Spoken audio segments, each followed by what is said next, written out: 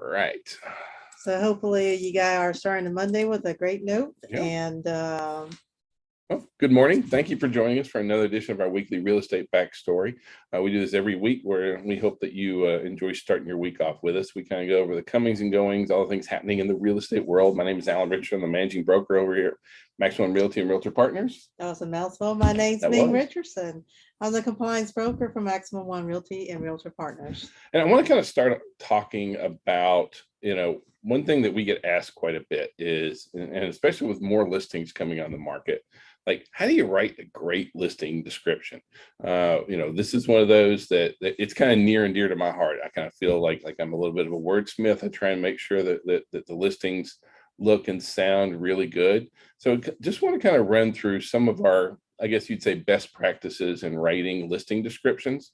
So the first one is watch out for the grammar Nazis. So you have to seriously, like don't just type it directly into the MLS, because a lot of times the spell checks and the grammar checks won't come up.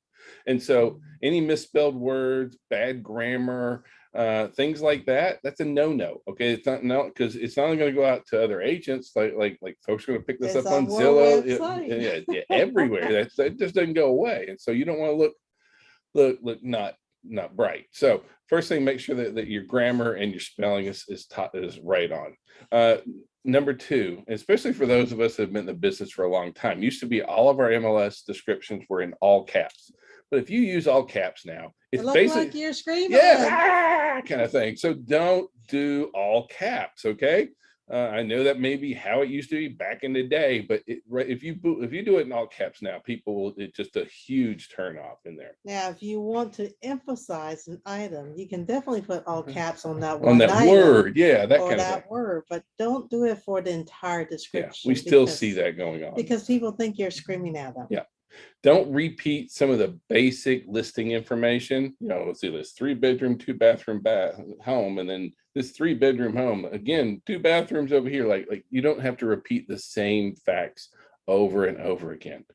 The next bullet point of things not to do: don't do the whole cliche thing. Like if I hear one more, honey, stop the car, is not a great way to start a listing description. It just isn't. Like no one's like, oh, let me read this further, kind of thing. That looks like a great host.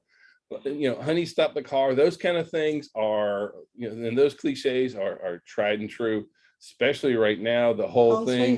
Yeah, well. So the other thing you don't want to do is just turn into like this massive laundry list of kind of like features as they're being listed out of a dictionary kind of thing. And those are not really very successful either.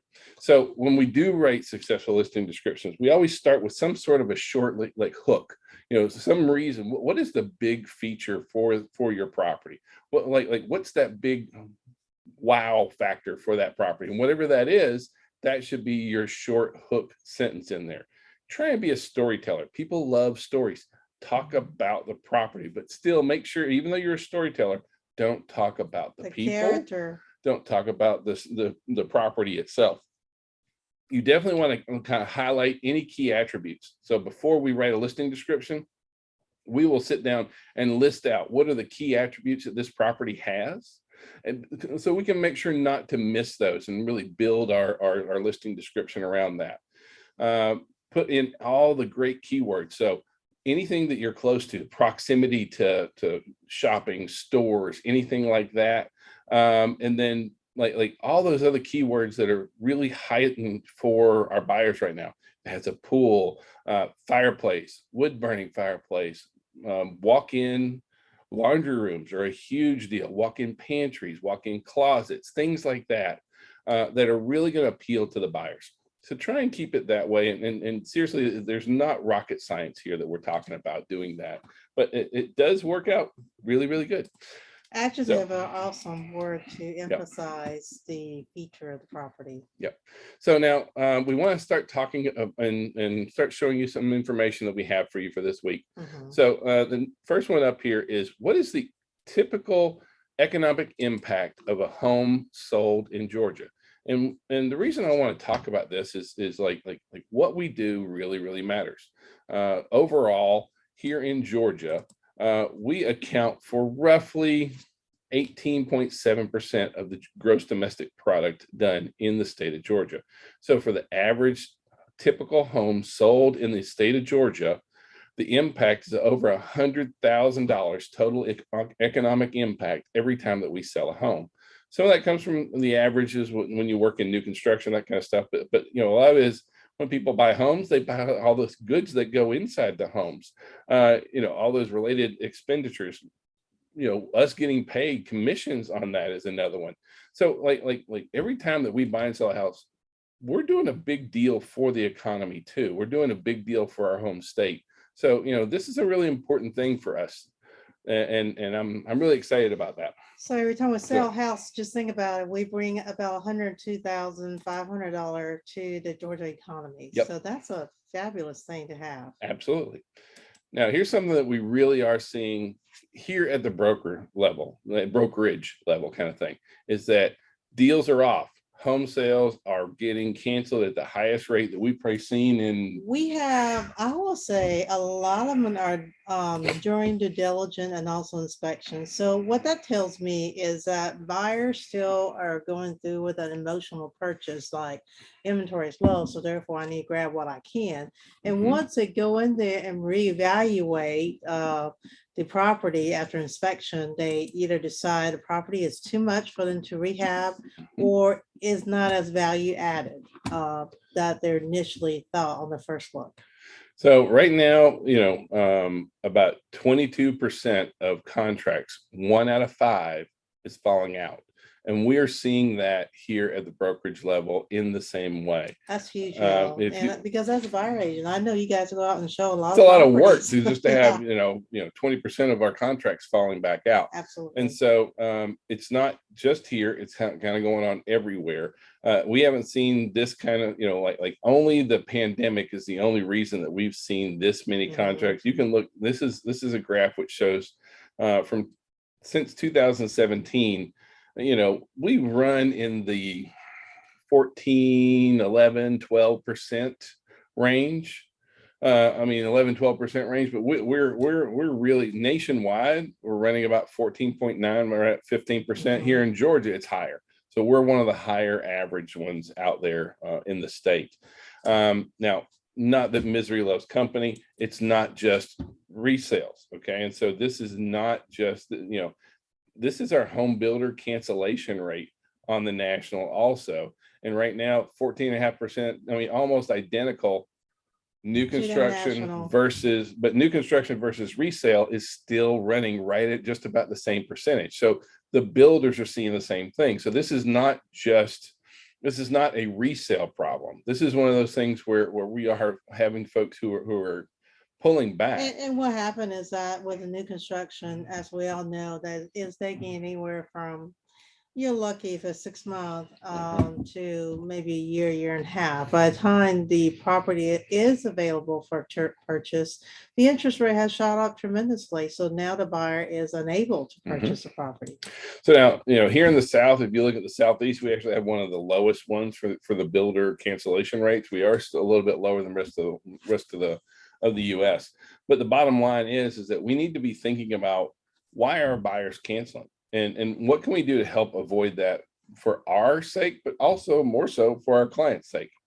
And the days that like good price properties in good areas are still going really quickly. I'll show you some good graphs on that.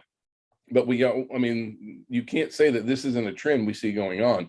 We're seeing this going on. So we really have to look at are our buyers ready? Are we talking to them? Are we communicating with them clearly about everything going on with the transaction? So the consumer price index rose again. If you've been watching the news, it's the highest since 1981. Overall, it came in at 9.1 when everyone was kind of hoping and expecting it to come down. Actually went the other way. Now that, and I'm not bringing that up because I'm trying to get political. I'm not. I bring that up because anytime that that inflation jumps up, all of a sudden the stock market gets a little bit wonky. Now, when the stock market gets wonky, that means that people move over into bonds. And when they move over into bonds, that will make our 10-year treasury rate rise. And so last week we're at a 5.3. This week we're at a 5.51. And so as the recession fears are growing, that kind of thing. And could we be in a recession? Maybe, maybe not. Are we heading to a recession? Maybe, maybe not. You can't let this thing dictate what's going to go on. What's very different about our current situation is that jobs are really, really plentiful. Normally, in a normal recession, there's no jobs to be had. Now we have more jobs than we can fill. So it's a very interesting time. I say all that because still, at the end of the day, what we need to focus on are the things that we can really control, and the same thing happens for our clients. So like this is the national average APR versus the FICO score, and you can see that once you get up to that 760 range, the difference from a 620 to a 760 is 1.5 points. Yeah. Okay, that is drastic. And so there's a lot of folks who are like, interest rates are rising, interest rates are rising. Well, you know what? One of the best things you can do to control the interest rate is fix your FICO score. Have a really great FICO score. This is one of those things where, like, man, we're not controlling what's happened with the interest rates. We can't control the 10-year treasury. We can't control what happens on Wall Street. We can control Our credit. paying our bills. That's what we can control, right? Like not overextending ourselves and making sure that our credit is right, checking our credit. These are things that we should be really communicating with our clients, because it's much more about what are the things that we can truly control, and what do we have control over? Well, I have control over whether or not I'm paying my bills, if I'm Correct. overextending myself, that kind of thing. And so that's one of those things that we really should be talking more to our clients about. And there's a couple fabulous credit repairs and what they did. They also advise your clients on how to manage what to pay off and Yeah. stuff like that, what the FICO score actually look at as a whole and what's important. So pending home sales actually showed an uptick in May. These always take a month or two to kind of come back to us. Mhm. Everyone was like, they're going, and honestly, we had 6 months of pending sales decline. So it's kind of good to see a pending sales increase. It's still about 13%, roughly. We've been running about 10% under last year, and that's kind of consistent where we've been and what we're seeing like. But we also had property value increases in the 12 to 15%. So for most realtors, it's a fairly even wash on that side of things. We're doing less transactions, but doing more per transaction on average. So, it is good to see that the pending sales are ticking up. That's a good thing for the industry, for our business, and for consumers in general. But there are signs of cooling in our nation's Affordable market. well, but not just least affordable. I mean, this says least affordable markets. We're seeing some signs of cooling nationwide on here, and I kind of want to go through that. What we're seeing signs of slowdown in growth, and you have to, and this is one of those where we have to be very careful about what the news says. What they're using that number as a basis for. And if you don't understand how the numbers and the basis for what they're comparing to, it's hard to gauge what the market's truly doing. Well, what they're saying is that, we had been running almost 20% property value increases. It dropped to 19% property value increase. That's one of the biggest drops. Okay, it's still 19% up. Okay, It's still so pretty it's not like it's but now, are we seeing a trend? Yeah, we absolutely are seeing a trend, and we need to understand that we are seeing trends. What we're seeing is there's a lot of impact right now happening to our sellers, and we're going to really need to make sure that we're educating ourselves, because we are seeing a cooling going on, and the idea of we're just not act like it doesn't happen, or the other extreme is we're going to act like the sky is falling. Neither one of these things is real in what's going on. So let's look at where we're getting some of this numbers from here. So if you just look at overall, check out Google Trends on homes for sale, and you look at what's happened to that trend over the last, couple of years here, kind of thing. You can see that overall, is it a huge drop? Nope. Just a slow, gradual decrease. So even on showing time, you can see that on showing time, you can see, the light blue line, that was 2020, the dark blue line was 2021. And so we are having the number of showings has a significant dip from this year versus last year. The dip is caused by a lot of time qualification monthly payment. So, the buyers got a taste for a much higher price and now they're having to settle. Yep.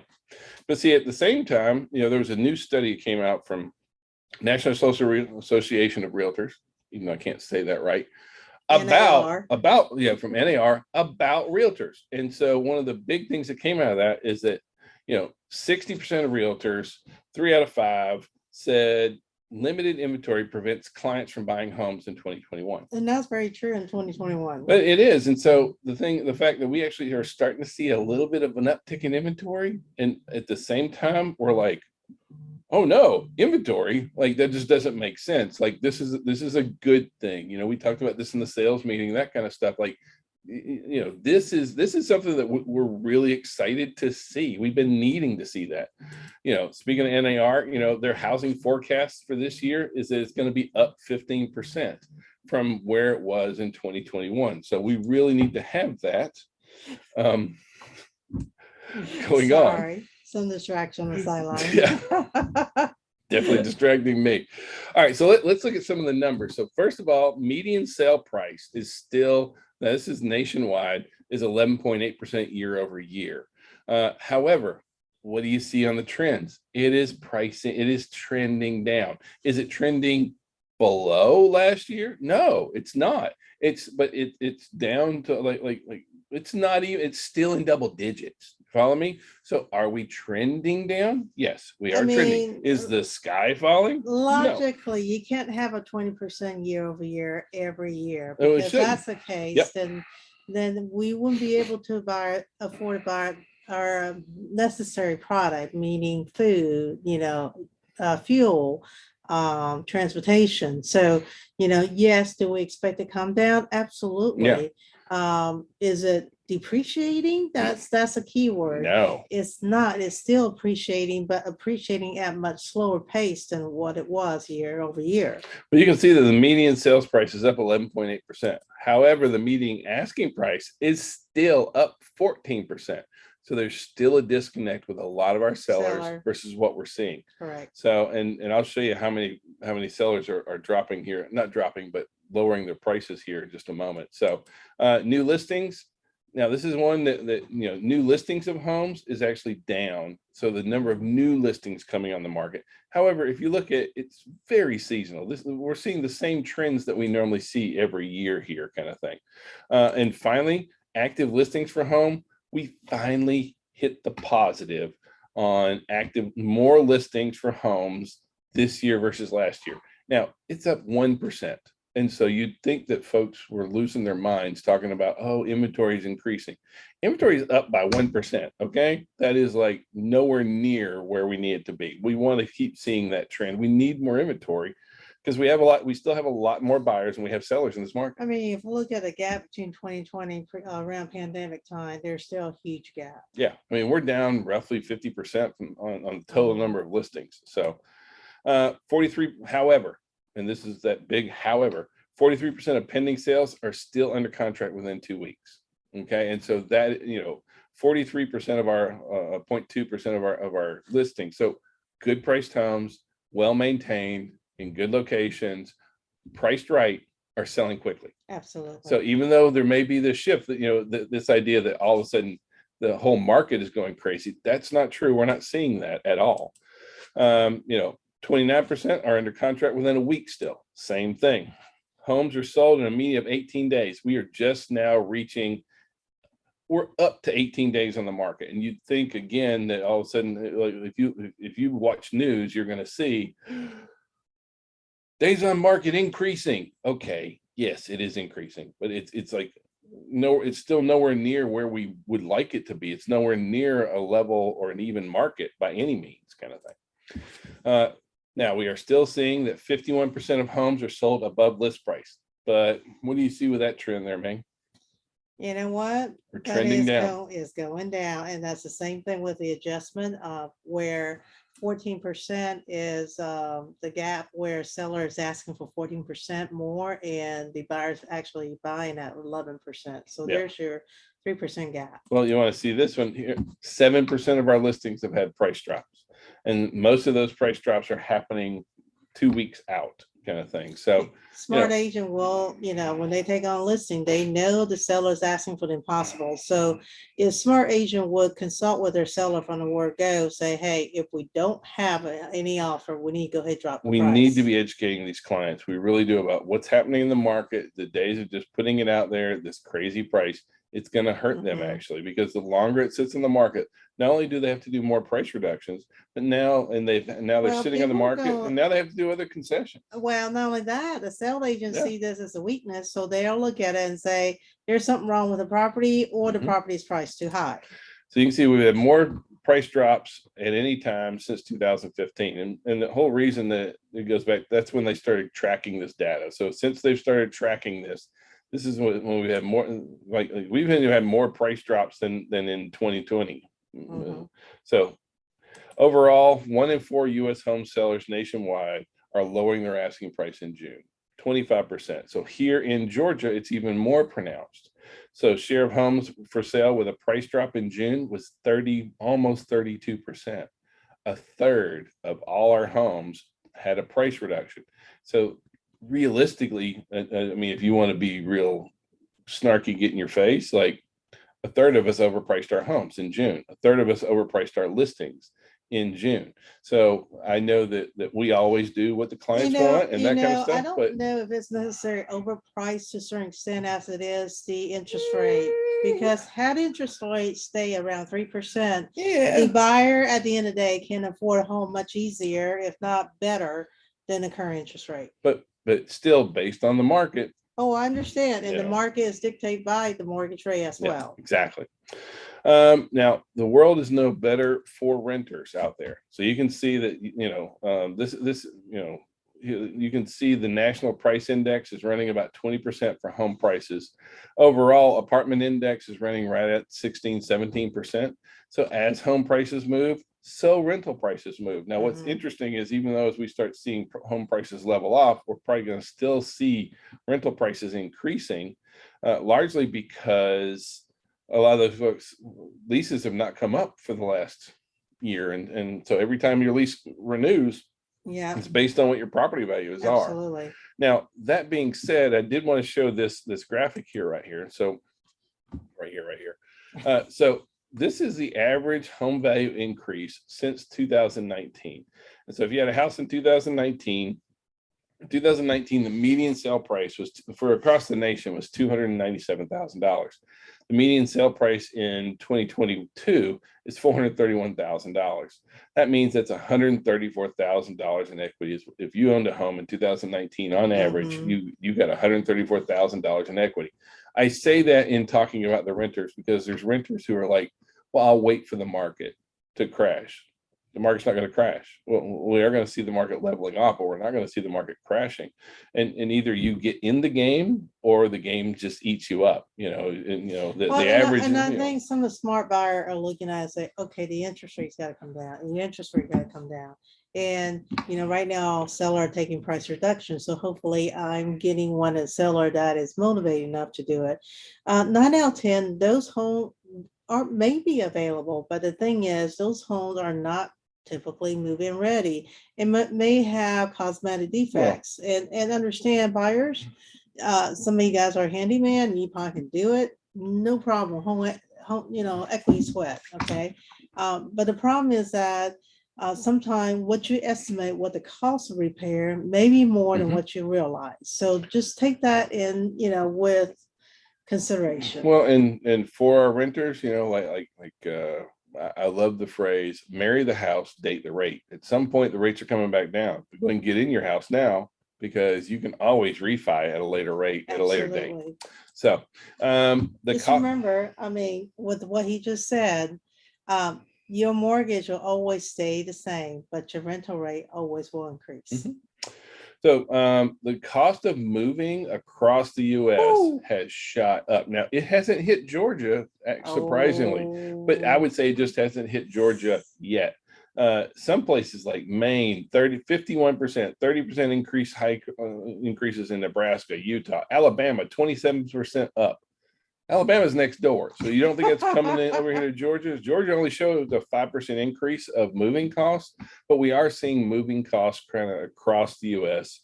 really shoot up. And so we need to be wary of that, understanding of that. And, just like everything else, knowledge is power. All right, foreclosure activity. Anytime that we have any kind of economic uncertainties, folks start talking about foreclosures, right? And so, you can see now we had a moratorium in 2020 and 21. And so you're going to hear the news and see on the news where foreclosure activity is up 50%. And yes, that's true, right? It's up like 54%, something like that, year over year. But there was a moratorium last year during this time, and there was a moratorium in 2020. We are actually still below 2020, slightly below 2020 on the total amount of foreclosure activity. So no matter what, is there always going to be some level of foreclosure activity? There always will. Some folks will just shove their head in the sand and don't want to deal with it. And I hate that for them. But the vast majority of folks, if you can't afford your mortgage, what are you going to do? Are you going to just let it get taken by the bank and let the bank capture that equity? Or are you going to sell your home? You're going to sell your home. So don't get fooled into thinking that there's this shadow inventory, this huge foreclosure inventory that's coming up. Kind of want to close with this, and this is the Small Business Optimism Index, and this is actually a government agency that goes out and rates how optimistic small business owners are. And we in the real estate industry are all small business owners. I don't care who your brokerage is, you are a small business person, you own your own small business. And right now, our small business optimism is at some of the lowest levels that we've seen. And you can kind of see what the trend is for the last several years, kind of thing. We're definitely trending down, and business owners are feeling less optimistic. I'm going to encourage you to pay attention to the data, not the news. We tried to highlight that in our sales meeting this past month, that if all you do is just listen to the headlines of the news, you would think real estate was just in crap shape, and it's not. And so please don't get yourself brought over into this overall mood of things are bad, things are not doing good. Like we're very blessed to be in real estate. It's a really great place to be. There's a lot of great things going on. We're definitely in a shifting market. And if you can't handle shifting, then you shouldn't be in this market, because the only constant we have in real estate is change. It's always changing. So don't be part of that. Don't let this bring you down. Look at the data, understand the numbers, and be ready to take advantage of those. Yep. And also, just so you know, the old doctrine still remains. Even though you may be discouraged because your client are now out of the loop because the interest rate, the thing is, help your client by increase your credit score. That will help actually 1 point of interest rate. And that is huge, y'all. And not only that, shift your focus, do a little more networking, and real estate is all about, once again, relationship and nurturing that lead. And sometimes it's not a quick fix, and sometimes it takes a long time. But I can tell you, for the one that you are dedicating, if you come into this industry with the intention of serving the community, I promise you that you'll get more referral, and you wouldn't have to ever buy any leads. Always. All right, we want to wrap up with this is our training schedule for this week. So this week, tomorrow, here in the McDonough office, I'll be teaching the ultimate listing system. So I'll be here in person at McDonough. On Wednesday, over at the airport office up there with Miss Taylor, we're going to have the marketing class for agents. It's going to be all about real estate marketing, and now's the time to be upping our marketing, not down, right. And then on Thursday, my lovely bride, I'm teaching 2022 guard contract section. So for those new agents that have joined our firm, please come and join me, because I will tell you the tricks and trade. Not only that, I'll tell you what the market's doing and some of the helpful special steps that would maybe help you win the sale. Yeah, you sound a little baggy there, but that's okay. Come on out. We're here to serve you guys. And, my goal is for all of you out there, when you write a contract, it's great. and that you have that communication and that you're professional, courteous to other realtors out in the And the community. skill set to know how to do it right. Because we Absolutely. don't write contracts, we fill in the blanks. So Right. And oftentimes we don't understand a contract well enough to say, Mhm. oh, this is what it means. And what you write does matter. Well, knowledge is power. So we hope All you right. join us. Thank you guys. You guys have a great week. We'll catch you around. If we can be of any service, please call, text, smoke signals. We do it all. Thank you and have a great Bye. Monday.